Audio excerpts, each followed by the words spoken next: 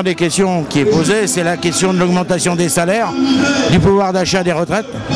Et la deuxième, c'est la question de l'allongement de la durée des retraites. Ça, c'est scandaleux. Et d'autre part, un troisième point, on exige, en venant ici, vous l'avez vu, il y a plein de sans-papiers, la régularisation de ces sans-papiers. Qui ont des feuilles de paye, qui ont des feuilles d'impôt, qui payent leurs impôts, qui payent leurs droits. Et donc, on exige leur régularisation. Voilà, c'est les trois principaux thèmes qui font qu'on est ici aujourd'hui. D'accord. Cette année, on fête les 40 ans de mai 68. Quel goût ça a pour vous aujourd'hui? Ah bah moi je l'ai vécu, donc j'étais déjà très impressionné, j'avais 19 ans. Mais aujourd'hui je ressens qu'il y a un mouvement qui est en train de se dessiner, qui ne prend pas la teneur forcément de 68, mais qui quand même en a le contenu sur la demande et sur les exigences des salariés.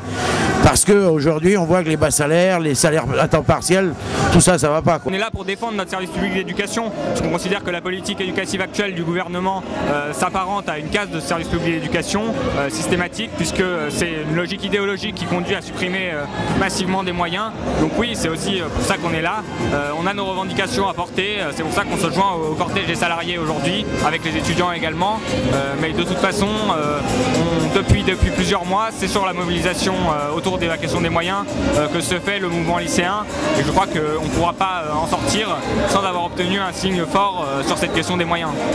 Chaque travailleur sans papier, par définition dans une situation administrativement irrégulière, seul est extrêmement fragile. Et c'est dans ce cadre-là que, dans un cadre d'action syndicale et collectif, nous sommes mieux à même, je l'espère, de nous faire entendre de la part du gouvernement, qui est en train d'examiner un certain nombre de dossiers, comme vous le savez, et j'espère qu'on ne va plus maintenant perdre trop de temps pour avoir des réponses positives.